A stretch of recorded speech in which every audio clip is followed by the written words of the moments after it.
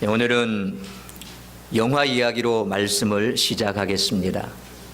이 작품은 실화를 바탕으로 제작되었으며 전 세계 1,400만 부가 팔린 베스트셀러 예수는 역사다. 원 책의 제목은 The Case for Christ 라고 하는 책을 원작으로 하고 있습니다. 최연소 트리뷴지 기자로 입사한 주인공 리 스트로벨은 오직 팩트만이 진실에 도달할 수 있다라고 믿는 무신론자입니다. 부활은 말도 안 되는 허구며 빈 무덤은 증명할 수 없는 픽션이다라고 그렇게 생각했습니다.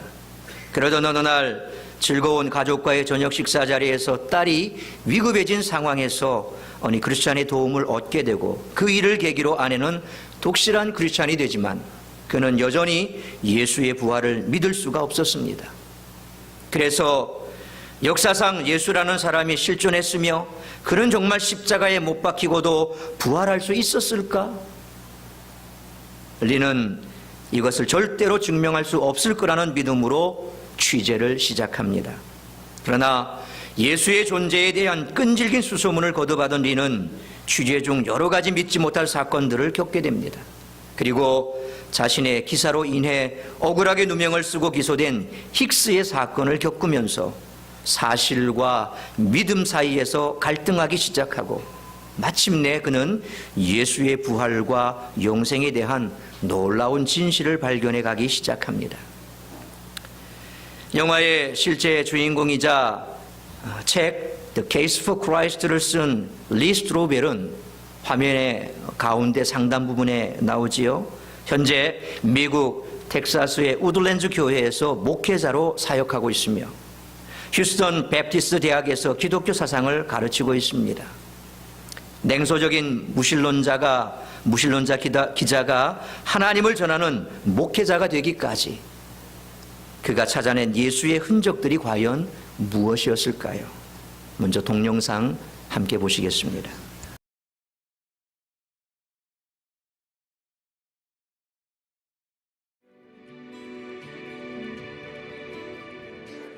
I got pasta.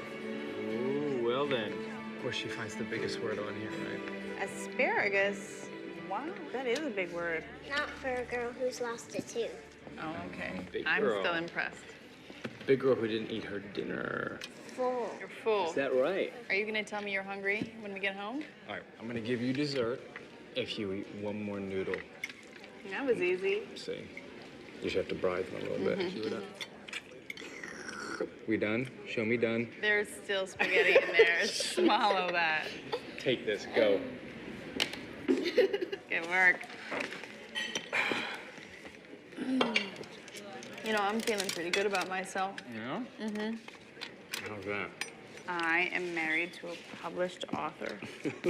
It's very impressive. Mm-hmm, isn't it? Mm-hmm. I'm proud of you. Thank you. I love you. I love you. You and only you. Mm-hmm. Sweetie, Allie, what is it, baby? Are you choking? I think she's choking. Allie, come on, call. Hey, sweetie, just breathe for mommy, okay? Allie. Everybody, please just give her some space. Lee. Allie, I'm right here. Come on, honey, come Hey, on. baby, it's gonna Will be somebody help us, please? Call an ambulance. It's okay, baby. I'm Look right at here. Daddy, okay? Okay, breathe for me. You're gonna be all right. Baby, I'm right here. I don't know what to. I love you, sweetheart. Just Can't breathe. Quick, I'm a nurse. Allie, please. Quick. okay. Just stay calm. Come on, Allie, call for me. Talk, honey. Can you do that? She can't breathe, baby. She can't breathe.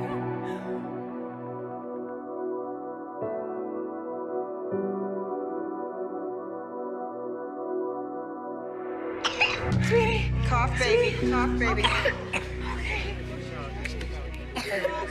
She's coughing. She's fine now. She's fine. Okay, just breathe. Thank you so much. Thank you, thank you. I don't know how to thank you. You don't have to thank me. I'm a nurse at Mercy Hospital. She's gonna be fine now. We are so lucky. Well, it's not luck. It's Jesus. My husband and I were on our way to another restaurant tonight. Something told me I need to be here. Jesus. Jesus was a man, a great man. And, you know, we've talked about God, right? You know how mommy and daddy read you stories at night? You know, the fairy tales that you like. So believing in God is kind of like that. It's really nice stories. But we are atheists. Atheists don't believe in God. Well, what do they believe? They believe in what's real, in what we can see, what we can touch. Like what? Oh, like this? Well, I guess I'm an atheist too. She asked. Right, so as long as it's what we believe. Are we really gonna go around on this again, Les? I guess so. Babe, I am grateful for what that woman did tonight. Obviously. But it's a coincidence. It didn't mean anything. How can you say that? She was going to another restaurant and something made her come to ours. You think that means nothing? I know it means nothing. Can I tell you what it means? It means that we would have lost Allison. If that woman hadn't been there, we would have lost her. Our whole world would have changed forever. Yes, but it didn't. Okay? We're all okay. Everyone's okay. Somebody going to do an investigation into Christianity. Where would you start? But whenever someone looks in those eyes for the first time, How can we even talk about historical evidence for the resurrection? The Gospels are filled with contradiction. The empty tomb is based on evidence. And isn't evidence your trade?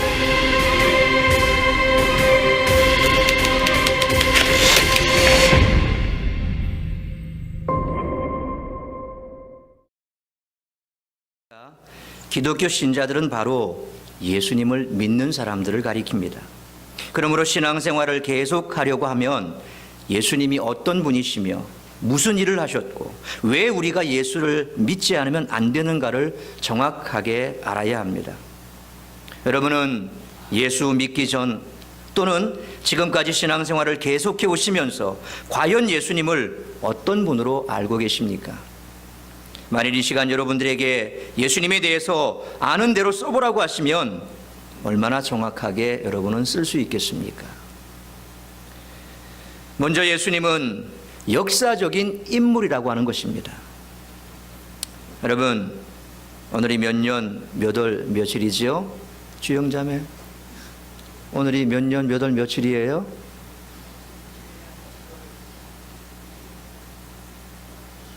몇 년, 몇 월, 며칠이냐고.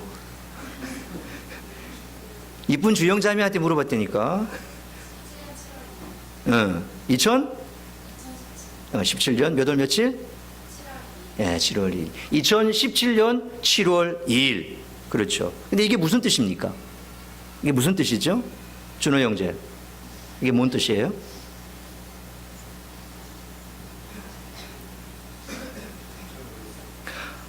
어, 2017년 7월 2일이 2017년 7월 2일이지. 예. 이게 바로 예수님께서 이 땅에 탄생하신 지 딱 2017년하고도 7달 2일째다 이 말입니다. 그렇죠? 그러니까 예수님은 무슨 이야기 속의 인물, 전설 따라 삼천리에 나오는 인물, 무슨 신화 속에 나오는 인물이 아니라 실제로 이 지구상에 탄생하시고 이 땅에 살다가 십자가에 달려 죽으시고 부활하신 바로 역사적인 인물이라 하는 그런 말씀입니다.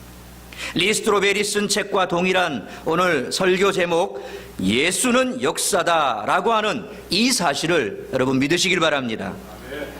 아멘입니까? 우리 민족의 조상은 누굽니까? 우리 민족의 조상은 누구죠? 누구라고 얘기합니까? 예, 단군이라고 얘기하죠. 예. 근데 어떻게 단군이 이름 많은 자손들을 낳았습니까? 누구하고 결혼했죠? 누구하고 결혼했습니까? 곰. 예. 환웅입니까? 아니지. 환인의 아들 환웅이 곰과 호랑이하고 곰이 굴 속에 들어갔는데 호랑이는 빨리 뛰쳐나오고 곰은 곰처럼 미련스럽게 마늘하고 쑥만 먹다가 결국 사람이 되어서 그렇게 결혼해서 우리 우리나라 민족들을 낳았다. 결국 우리는 누구 새끼입니까? 예, 곰 새끼입니다. 그래서 조금 미련스러운 사람들 너무 타박하지 마십시오. 철저하게 우리 민족 정신을 가지고 살고 있는 사람들입니다. 근데 이게 사실일까요? 응? 사실일까요? 이걸 뭐라고 얘기합니까? 신화, 설화, 신화 이렇게 얘기를 하죠. 그러니까 이것은 신화라는 겁니다. 신화일 뿐이라는 겁니다. 그냥 우리 민족의 정체성이 뭐냐라고 얘기할 때 이런저런 각 민족마다 이런 신화들이 다 있습니다. 그런데 실제로 우리가 곰의 후손입니까? 예. 그러면 굉장히 기분 나쁘죠. 예. 사실이 아니라 신화일 뿐이고 이걸 실제로 나는 곰의 후손이냐라고 믿는 사람은 없더라는 겁니다. 그러나 우리 예수님은 인류 역사 속에서 실제하셨던 역사적인 인물입니다. 그 친구가 뭡니까?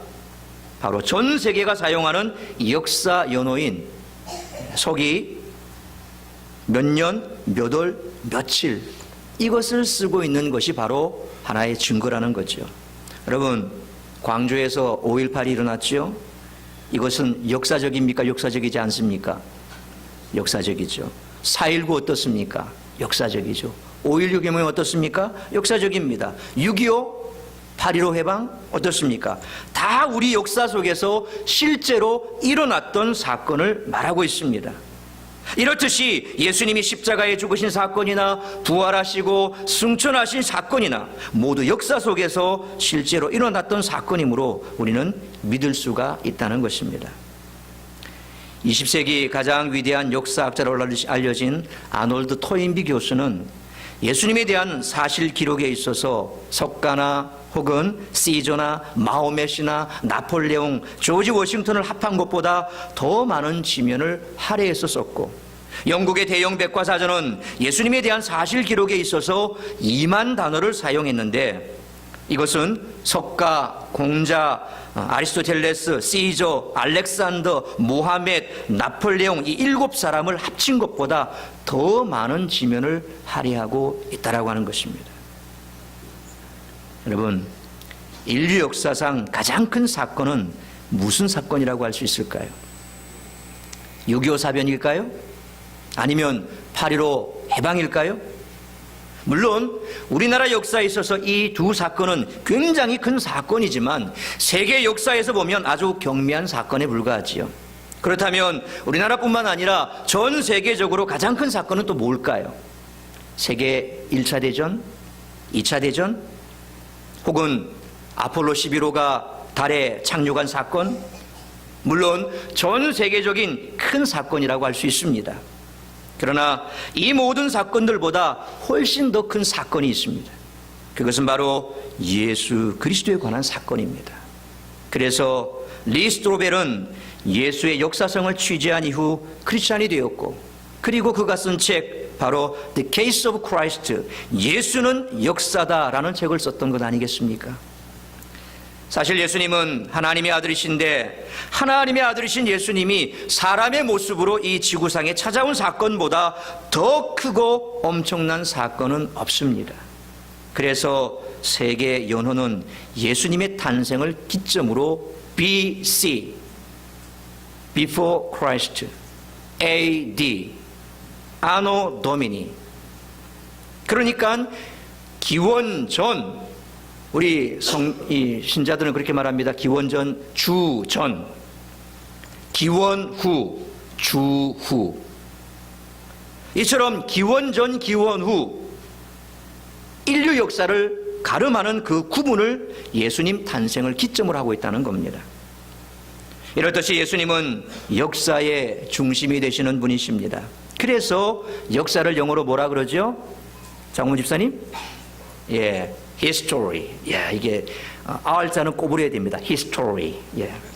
그런데 이 역사라고 하는 것은 바로 history인데 이걸 다른 말로 하면 his story. his story. 그분에 관한 얘기라는 겁니다. 그분이 누굽니까? 예수 그리스도. 역사를 가름하는 분기점이 BC, AD 이렇게 나누듯이 역사의 중심은 예수 그리스도요. 그래서 역사를 history, his story라고 하는 것입니다. 따라서 예수님은 인류사의 최대의 도덕적, 정신적, 종교적 영향을 끼치신 분입니다. 이 사실은 어느 누구도 결코 부인할 수가 없습니다. 예수님은 인류의 모든 선한 것들, 곧 남녀 평등, 노예 해방, 어린이 존중, 인간의 존엄성, 사랑과 자유와 평화운동의 그 모든 기원이 누구입니까? 예수 그리스도입니다. 성경을 보면 모든 것이 거기에 다 포함되어 있습니다.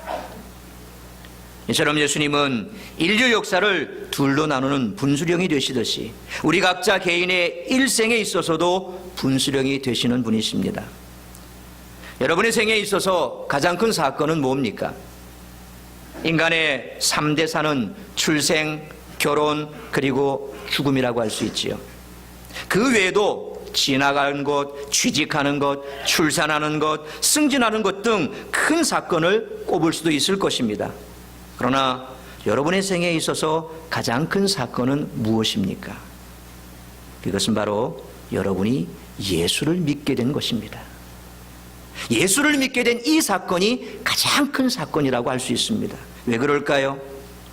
우리들이 예수님을 믿음과 동시에 우리 생애도 BC와 AD로 바뀌게 되어지기 때문입니다. 다시 말하면 우리들이 예수님을 구주로 믿음과 동시에 우리의 운명이 마귀의 종에서 하나님의 자녀로, 사망에서 생명으로, 지옥에서 천국으로 바뀌고 우리의 삶이 어둠에서 빛으로, 절망에서 소망으로, 미움에서 사랑으로 바뀌게 되는 것입니다. 예수님의 탄생이 인류 역사에서 가장 큰 사건이라면 우리들의 생애에서도 예수님을 믿게 된 사건이야말로 분명코 가장 큰 사건이며 가장 위대한 결단이고, 그리고 일생일대에 우리들이 한 일 중에서 최고로 잘한 일이라는 것을 확신하시길 바랍니다. 아멘입니까? 김수성 권사님, 아멘입니까? 예, 저희 장모님이시지만 아주 철저한 불교도 신도였습니다. 소위 말하는 보살님이셨죠. 근데 예수 믿고 가정이 바뀌고 한 사람의 신앙의 결단을 통해서 모든 자녀들이 다 예수 믿고 지금 그 삶이 어떻습니까? 그것은 월평을 가보면 다 증명이 됩니다. 예수 믿고 나서 어떻게 바뀌었는가? 여러분도 마찬가지 아닙니까? 김계공 본사님도 인정하시죠? 아멘이시죠? 예. 조종선 집사님도 인정하시죠? 예. 옛날 조합장 시절이 더 좋았습니까? 지금이 좋죠? 예. 예수 믿기 전과 예수 믿고 난 이후에 우리의 삶의 가장 큰 분수령은 바로 그것이라는 겁니다. 그래서 여러분, 이 자리에 계신 여러분들 수지 맞은 줄 믿으시길 바랍니다. 아멘입니까? 아멘입니까? 그것을 인정하는 삶이 복된 삶인 줄 믿습니다. 두 번째로 예수님은 하나님의 아들이시다는 겁니다. 그러면 하나님의 아들의 의미가 뭘까요? 예수 그리스도가 하나님의 아들이라는 이 말은 매우 중요한 의미를 갖고 있습니다. 강아지는 무엇의 아들입니까? 송아지는 무엇의 아들입니까? 여러분은 누구의 아들, 딸입니까? 저와 여러분들은 모두 부정모혈로 태어난 사람들의 아들, 딸입니다. 그러면 사람의 아들, 딸인 우리 인간이 강아지나 송아지와 본질이 같다고 할 수 있을까요? 결코 그렇다고 할 수 없지요. 원숭이와 사람의 본질 역시 결코 같다고 할 수 없습니다. 그래서 요즘은 과거에 우리가 배울 때는 이 유인원이라는 그런 거의 원숭이죠. 그 원숭이가 진화해서 사람이 됐다라고 얘기하지만 지금은 아예 계통 자체를 원숭이하고 구분을 지어버립니다. 또 다른 학명을 써서 거기에서 이제 인간으로 오는 시발점이 왔다라고 얘기를 합니다. 왜? 자꾸 원숭이 얘기를 하니까 기분 나쁘다는 거죠. 원숭이와 사람은 본질적으로 같을 수가 없습니다. 그렇다면 공자는 누구의 아들입니까? 석가모니는 누구의 아들입니까? 마호멧은 누구의 아들입니까? 공자, 석가모니, 마호멧 이들은 모두 부정 모혈로 출생한 사람의 아들이므로 본질에 있어서 우리와 똑같은 사람이지요. 그렇다면 예수 그리스도는 누구의 아들입니까? 예수님은 하나님의 아들입니다. 공자나 석가나 이들이 아무리 훌륭해도 그들은 부정 모혈로 태어난 사람의 아들이요, 그런 점에서 우리와 똑같은 인간에 불과하지만 예수님은 성령의 능력으로 잉태하시고 동정녀 마리아에게서 탄생하신 분이시기 때문에 하나님의 아들이라는 것입니다. 그리고 예수 그리스도가 하나님의 아들이라는 이 말은 곧 하나님과 본질적으로 같다라는 그런 뜻입니다. 이를 다른 말로 표현하면 예수님은 곧 하나님이시다 하는 그런 말씀이죠. 그러니까 예수님은 신이시다라는 겁니다. 그리고 하나님이요 신이신 예수님이 사람의 모양으로 이 지구에 찾아오신 사건보다 더 큰 사건이 없기 때문에 앞서 말씀드린 것처럼 인류 역사를 가르는 분기점이 BC AD, Before Christ, Anno Domini, 예수님 오시기 이전, 기원 전, 기원 후 이렇게 나누는 겁니다. 그러면 예수님이 하나님의 아들이라는 증거가 뭘까요? 먼저 성부 하나님께서 이것을 증명해 주십니다. 예수께서는 공생애를 시작하시기 전에 먼저 누구에게 세례를 받았습니까? 누구에게 세례를 받았습니까? 박경화 목사한테 세례 받았습니까? 누구한테 받았습니까? 세례 요한한테 받았지요. 그런데 이 세례 요한에게 세례를 받으실 때에 예수님이 요단강에 들어가셔서 세례를 받고 물 위에 올라오실 때에 하늘에서부터 어떤 음성이 들렸습니까? 마태복음 3장 17절 말씀 우리 같이 한번 읽어봅니다. 시작. 이는 내 사랑하는 아들이요 내 기뻐하는 자라. 이는 성부 하나님께서 직접 예수님이 자신의 아들이심을 증거하는 말씀이지요. 또한 예수님 자신이 하나님의 아들이라고 증거하고 있습니다. 예수님께서는 자신을 가리켜서 요한복음 10장 30절에 나와 아버지는 하나이다 라고 말씀하셨는데 그 말씀을 듣고 자신을 돌려치려는 유대인들에게 36절에 이렇게 책망하셨습니다. 36절 말씀 우리 같이 한번 읽습니다. 시작. 아버지께서 거룩하게 하사 세상에 보내신 자가 나는 하나님의 아들이라 하는 것으로 너희가 어찌 신성모독이라고 하느냐. 하나님께서 거룩하게 구별하여 나를 이 땅에 보내었다. 그리고 나를 하나님의 아들이라고 하는데 너희가 어찌 이것을 신성모독이라고 하느냐. 누가복음 22장 70절에서도 이렇게 말합니다. 내가 하나님의 아들이냐라고 신문하는 대제사장들과 서기관들에게 예수님 이렇게 대답하십니다. 너희들이 내가 그라고 말하고 있느니라. 내가 하나님의 아들이냐 하는 이 질문, 바로 그것은 역으로 뒤집어서 말하면 너희가 바로 그것을 너희 입으로 말하고 있다라고 예수님께서 자신이 하나님의 아들이심을 분명하게 증거하셨습니다. 또 제자들이 예수님은 하나님의 아들이라고 증거합니다. 주님의 제자 베드로는 예수님에 대해 오늘 본문 마태복음 16장 16절에서 이렇게 말씀하시죠. 우리 마태복음 16장 16절 같이 읽습니다. 시작. 주는 그리스도시요 살아계신 하나님의 아들이시니이다. 주는 그리스도시요 살아계신 하나님의 아들이십니다. 세례 요한도 이렇게 증명합니다. 요한복음 1장 33절로 34절입니다. 요한복음 1장 33절로 34절 우리 같이 한번 읽습니다. 시작. 나도 그를 알지 못하였으나 나를 보내어 물로 세례를 베풀라 하신 그이가 나에게 말씀하시되 성령이 내려서 누구 위에든지 머무는 것을 보거든 그가 곧 성령으로 세례를 베푸는 이인 줄 알라 하셨기에 내가 보고 그가 하나님의 아들이심을 증언하였노라. 예수님께서 세례 요한에게 세례를 받으실 때에 하늘에서 음성이 들렸다 그랬습니다. 이는 내 사랑하는 아들이요 내 기뻐하는 자라. 하늘에서 하나님께서 증명하셨습니다. 그리고 그 증명과 함께 성령께서 비둘기같이 비둘기 모양으로 비둘기같이 그렇게 예수님의 머리 위에 임하셨습니다. 그것을 세례 요한은 본 것입니다. 그것을 보고 세례 요한이 바로 이미 내가 그것을 그렇게 될 것을 알고 보았는데 그래서 내가 그가 하나님의 아들이다라는 것을 내가 증언한다. 누구의 증언입니까? 세례 요한의 증언이라는 겁니다. 사도 요한은 그가 그리스도가 하나님의 아들이심을 부인하는 자가 바로 적그리스도라고 그랬습니다. 예수 그리스도께서 하나님의 아들이심을 부인하는 자마다 적그리스도라고 그랬습니다. 오늘날 이 적그리스도가 얼마나 많습니까? 그래서 이단들은 대부분 보면 이 기독론, 예수 그리스도에 대한 이 부분을 부정할 때 이단으로 다 빠져나가는 겁니다. 예수 그리스도만이 그리스도이신데 이만희도 지가 그리스도라 그래요.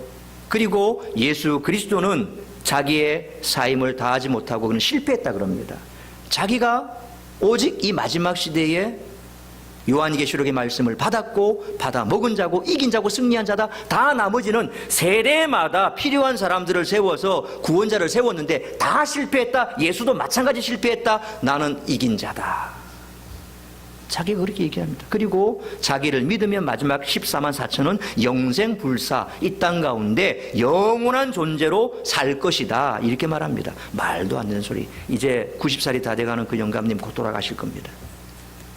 그러면 또 누군가가 또 그 거짓으로 또 포장하겠죠. 안상홍 증인회처럼 안상홍이가 죽고 나니까 아버지 하나님에서 뭐가 나왔습니까? 어머니 하나님이 또 나왔지 않습니까? 예. 어머니 하나님이 죽고 나면 누가 나올란고? 손자 하나님이 나올란가? 모르죠. 다 자기들 세력을 가지고 이 돈 때문에 놓지 못하는 겁니다. 네 번째로 예수님을 대적했던, 예수님을 십자가에 못 박았던 그 원수들에게서 증거를 찾을 수 있습니다. 마태복음 27장 54절 말씀을 보시면 예수님의 사형을 집행했던 백부장은 예수님이 십자가상에서 운명하시는 순간 땅이 진동하고 바위가 터지고 무덤이 열리며 자던 성도들의 몸이 많이 일어나는 것을 보고 심히 두려워하면서 이는 진실로 하나님의 아들이었도다 라고 증거했습니다.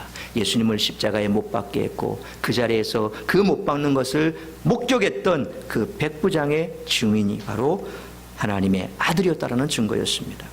뿐만 아닙니다. 천사와 귀신들의 증거도 있습니다. 누가복음 1장 32절 상반절 보면 그가 큰 자가 되고 지극히 높으신 이의 아들이라 일컬어질 것이요 라고 했는데 이것은 천사 가브리엘이 마리아에게 잉태한 것을 알려주는 수태고지, 그 수태고지를 할 때 증거한 말로서 곧 예수님이 지극히 높으신 하나님의 아들이라고 그랬습니다.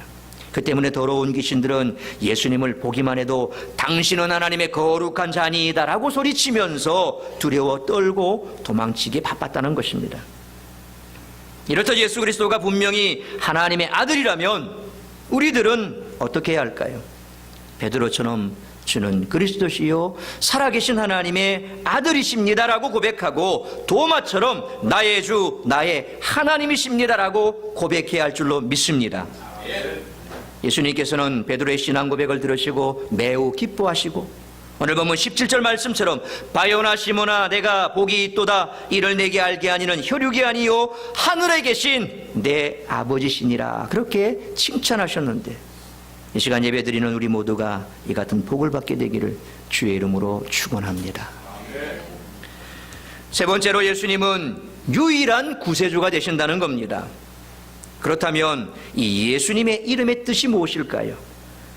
우리들도 다 이름에 뜻이 있습니다.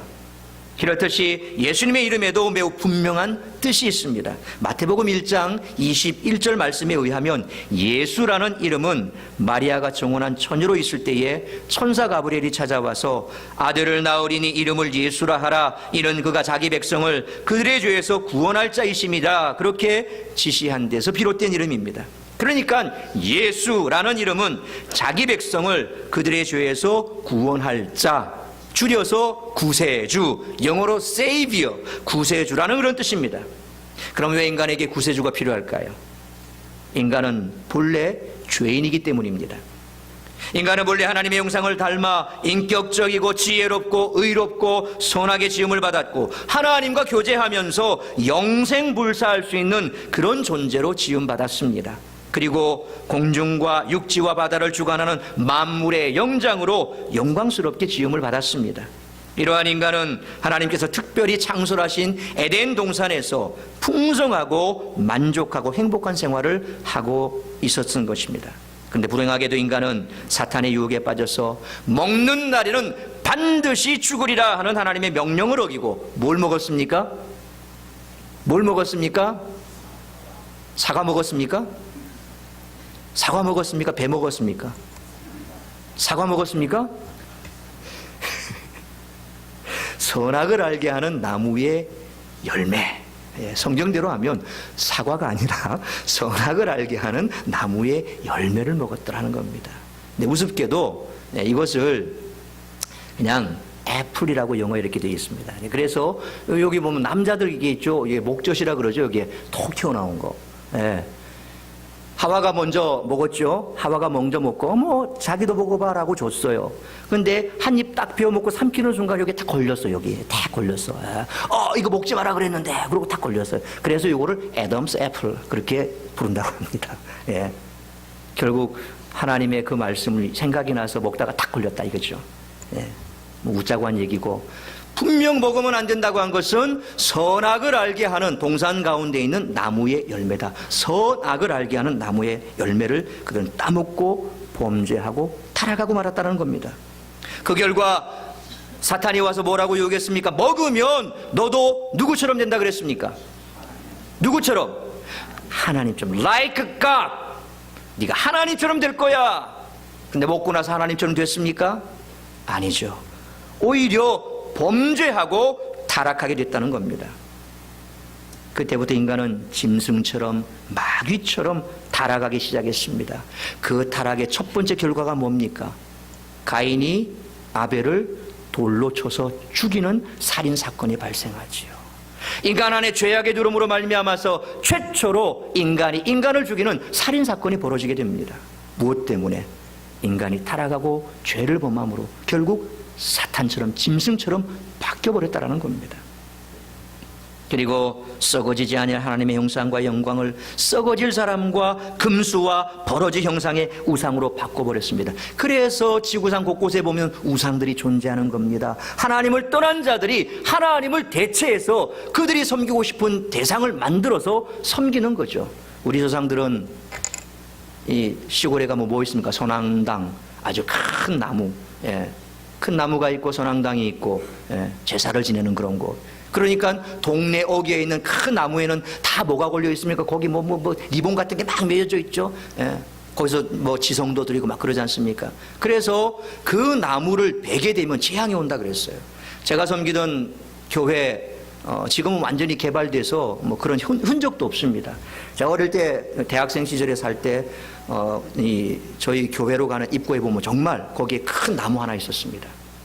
근데 아무도 그 나무를 못 빼내는 거예요. 왜? 그 나무를 베면은 그 벤 사람이 완전히 큰일 난다는 거죠. 아무도 못 빼는 거야. 도로는 내야 되는데 도로 가운데 이게 있으니까. 근데 그냥 베버렸습니다. 아무 일도 없습니다. 그걸 베고 나니까 얼마나 동네가 빨리 발전하는지 모릅니다. 미신 아닙니까? 거기에 뭐가 있다고? 나무는 나무에 불과한데, 돌은 돌에 불과한데, 불상은 불상에 불과한데, 불쌍하게 그 앞에서 그렇게 불쌍한 모습으로 절을 하고 있는 인간들 보면 얼마나 불쌍한지 모릅니다. 불쌍은 불쌍이고 돌은 돌이고 우상을 이렇게 사람들이 섬기더라는 겁니다. 이렇게 살아간 인간은 그 정도에 있어서 어떨까요? 성경은 말씀합니다. 의인은 없나니 하나도 없다라고 선언하고 있습니다. 뿐만 아닙니다. 죄의 삭은 사망이기 때문에 우리는 예수가 필요한 겁니다. 사망이요 하나님의 은사는 그리스도 예수 우리 주 안에 있는 영생이다. 죄의 삭은 사망이지만 그리스도 예수 안에 있는 우리는 영생을 얻게 된다는 겁니다. 세상에서도 죄를 지면 대가를 받죠.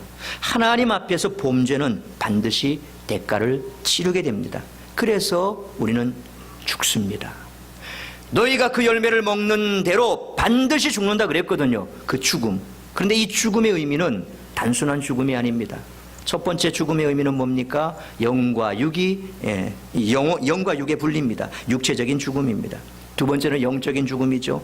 하나님과 단절되는 겁니다. 세 번째는 영원히 죽는 겁니다. 그러니까 우리가 살아있는 것 같지만 죽었다라고 말하는 것. 왜 기독교인들은 죽은 영혼이 다시 산다라고 얘기합니까? 중생이란 말의 의미가 뭡니까? 다시 산다는 것 아닙니까? 그래서 니고데모가 뭐라고 얘기합니까? 거듭나야 하리라 말씀하니까, born again, 거듭나야 하리라 말씀하니까 어떻게 내가 엄마 뱃속에 다시 들어갔다 나올 수 있습니까? 다시 산다니까 그렇게 오해를 했더라는 겁니다. 다시 산다, 거듭난다. 뭡니까? 내 영혼이 죽었다가 예수 그리스도 안에서 이제 다시 살아나는 거죠. 이 말씀이 바로 영혼이 하나님과 분리되어 있는 상태, 그래서 영혼이 죽은 거라 이 말입니다. 그래서 지, 정, 의가 전적으로 부패하고 타락한 인간은 영적으로 죽은 송장과 같아서 자신의 구원을 위해 아무것도 우리는 할 수 있는 게 없더라는 겁니다. 그렇다면 누가 우리의 죄와 죽음과 영원한 지옥 형벌 가운데서 건져줄 수 있단 말입니까? 공자가 구원해 줄 수 있을까요? 석가가 구원해 줄 수 있을까요? 지금 말씀드리는 것은 비유입니다. 비유. 유교와 불교와 기독교의 차이를 어떤 사람은 신학적으로 이렇게 비유했습니다. 어떤 사람이 깊은 강물에 빠져서 살려달라고 외치고 있습니다. 공자 같으면 이 상황을 보고 이렇게 얘기합니다. 그러니까 내가 뭐라고 하더냐? 사람은 항상 바른 길로 가야 된다고 하지 않더냐? 호통을 치고 그냥 지나가는 셈입니다. 석가모니 같으면 너의 구원을 내가 힘써 이루라 그렇게 하고 그냥 지나가겠지요. 근데 기독교는 뭐라고 말합니까? 친히 물속에 들어와서 그를 건져서 살려주신다라고 하는 겁니다. 이게 유교와 불교와 기독교를 신학적으로 이렇게 비유할 수 있다라고 비유로 말씀드릴 수 있습니다. 그렇다면 예수님께서 우리를 구원하시기 위해서 무슨 일을 하셨습니까? 예수님은 나를 구원하시기 위해서 십자가 지시고 죽으셨습니다. 그래서 성경 히브리서 9장 22절 하반절에 피 흘림이 없은즉 사함이 없느니라 그랬습니다. 피를 흘리는 희생이 없이는 죄를 사함받을 길이 없다는 이 말씀은 하나님의 공의를 충족시킬 수 있는 유일한 방법이 피 흘림에 있다라는 그런 뜻입니다. 그래서 예수님이 오시기 전 구약시대의 인간은 소를 잡아서 양을 잡아서 비둘기를 잡아서 그 피의 제사를 통해서만 죄를 용서받을 수 있었습니다. 그러나 황소나 염소의 피를 가지고는 결코 우리의 죄를 온전히 사함받을 수가 없었습니다. 매번 바쳐야 됩니다. 내가 죄를 지을 때마다 짐승이 죽어야 됩니다. 오늘 내가 짐승을 잡아서 하나님 앞에 죄를 사함받았다고 내일 내 죄가 없습니까? 내일 또다시 우리는 죄를 짓습니다. 그러면 또다시 짐승을 잡아서 그 피의 제사를 드려야 됩니다. 그런데 예수님께서 이 세상에 오신 목적이 바로 여기 있습니다. 예수님께서는 자신이 이 세상에 오신 목적에 대해 말씀하시기를 마태복음 20장 28절에 이렇게 말씀합니다. 우리 마태복음 20장 28절 같이 읽습니다. 시작. 인자가 온 것은 섬김을 받으려 함이 아니라 도리어 섬기려 하고 자기 목숨을 많은 사람의 대속물로 주려 함이니라. 아멘. 왜 예수님께서 머리에 가시관을 쓰시고 피를 흘리셨을까요? 우리의 머리와 생각으로 지은 죄를 대신하기 위해서였습니다. 왜 예수님께서 두 손에 못 박히시고 피를 흘리셔야만 했을까요? 우리의 두 손으로 지은 그 죄를 대신하시기 위해서였습니다. 왜 예수님께서는 두 발에 못 박혀 피를 흘리셔야만 했을까요? 우리의 두 발로 가서는 안 될 곳을 다녔던 그 죄를 대신하기 위해서였습니다. 왜 예수님의 옆구리가 창에 찔려 물과 피를 다 쏟으셔야만 했을까요? 우리의 썩어 문드러질 몸뚱이로 저질렀던 모든 죄를 대신하기 위함이었습니다. 앞서 소개드린 리 스트로벨의 예수는 역사다라는 책 261페이지에서 262페이지에 보면 예수님의 십자가 죽음에 관한 그의 조사 내용이 이렇게 나옵니다. 제가 읽어드릴게요. 메드럴 박사는 십자가 처형이 시작되면서 예수가 겪어야 했던 고통에 대해 사실적으로 이야기했다. 그러나 희생자가 죽게 되는 직접적인 원인이 무엇인지를 알아야 했다. 왜냐하면 그것이야말로 예수가 죽은 채 하고서 도망갔는지를 판단할 수 있는 가장 핵심적인 내용이기 때문이다. 그래서 나는 메드럴 박사에게 직접적으로 죽음의 원인이 무엇인지를 물었다. 일단 희생자가 십자가에 수직으로 매달리게 되면 질식하면서 서서히 고통스럽게 죽게 됩니다. 질식하게 되는 이유는 근육의 충격이 가해지면서 횡격막이 가슴의 상태를 숨을 들이쉬는 상태로 만들어 놓기 때문입니다. 숨을 내쉬기 위해서는 십자가 위에서 발을 세워야 합니다. 그래야 근육이 잠시 동안 이완될 수 있습니다. 그러나 그렇게 하면 발에 박혀있던 못이 발을 점점 깊이 찌릅니다. 결국에는 못이 발 근육에 붙어있는 뼈를 고정시키게 되죠. 간신히 숨을 내쉰 후에는 세웠던 발을 내리고서 잠시 쉴 수 있었을 겁니다. 그리고서는 다시 숨을 들이마시게 되죠. 그러면 또다시 숨을 내리시기 위해 발을 세워야 하고 동시에 십자가의 거친 나뭇결에 피 묻은 등이 긁히게 됩니다.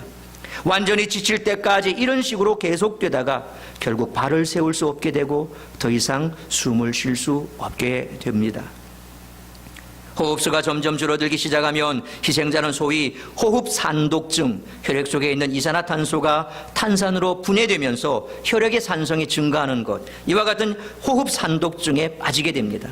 이렇게 되면 결국 심장 박동이 불규칙적으로 됩니다. 아마도 예수님께서는 심장이 불규칙적으로 뛰기 시작했을 때 죽음이 임박했다는 것을 아셨을 겁니다. 그래서 아버지여 내 영혼을 아버지 손에 부탁하나이다 라고 말씀하실 수 있으셨습니다.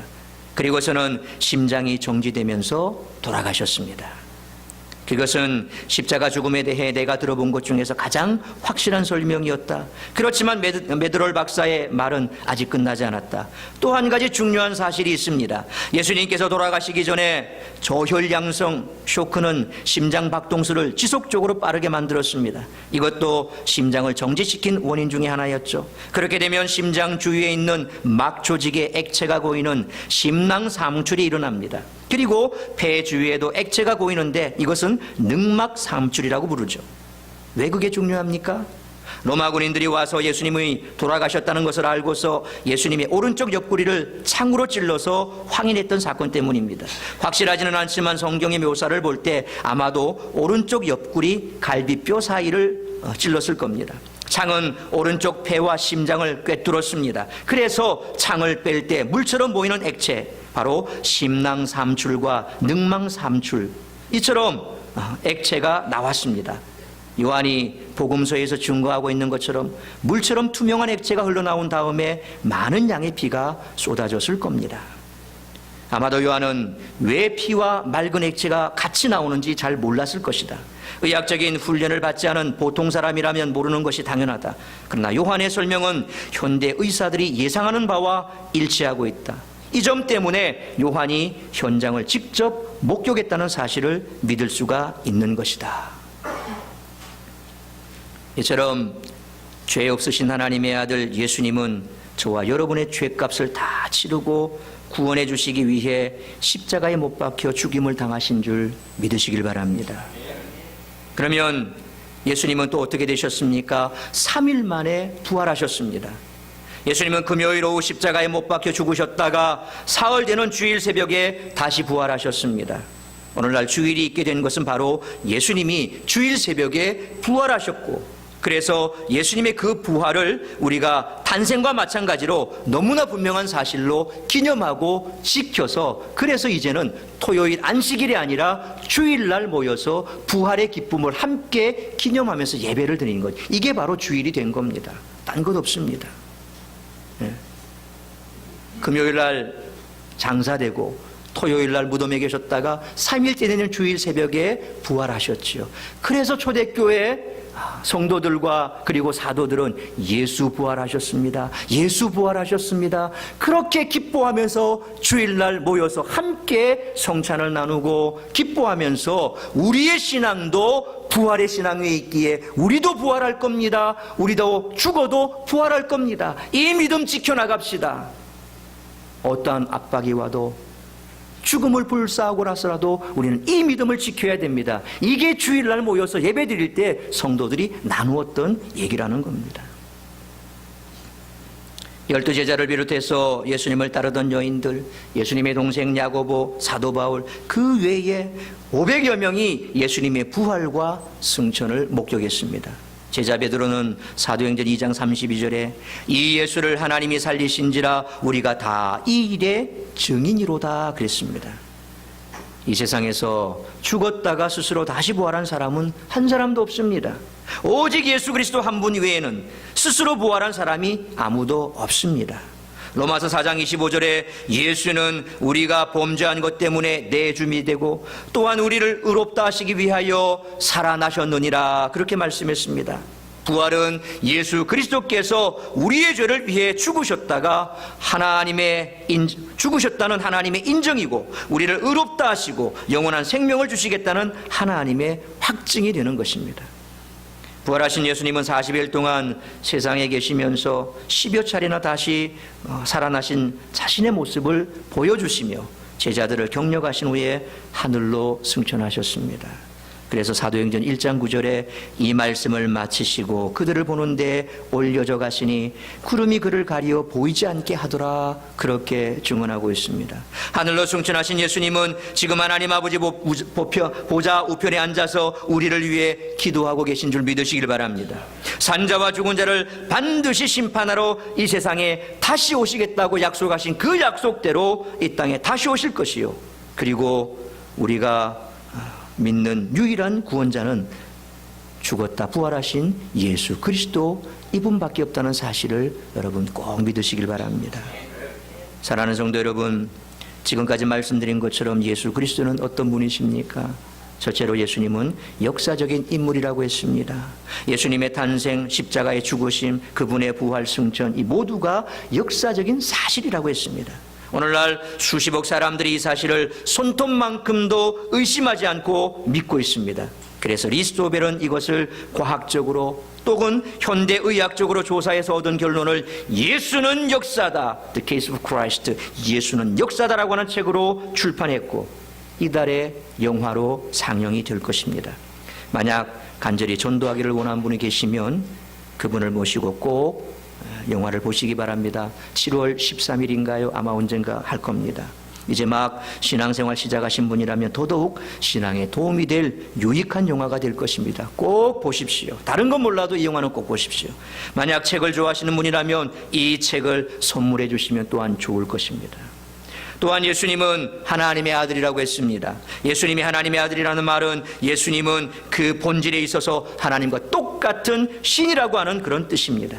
세 번째로 예수님은 인간의 유일한 구세주라고 했습니다.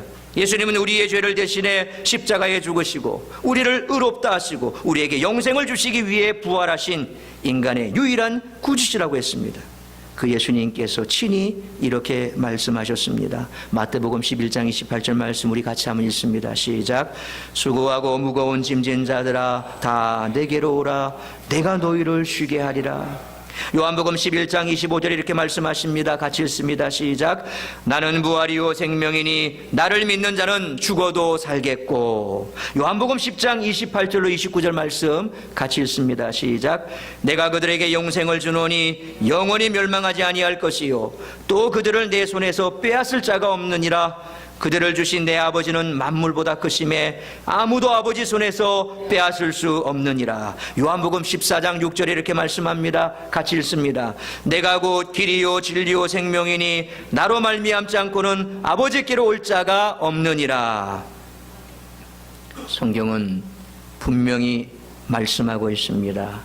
사도행전 4장 12절 말씀 우리 같이 한번 읽습니다. 시작. 다른 이로서는 구원을 받을 수 없나니 천하 사람 중에 사랑스러운 예수 그리스도 이름을 힘써 전파하며 살아가는 우리 모두가 될 수 있기를 주의 이름으로 축원합니다. 기도하겠습니다.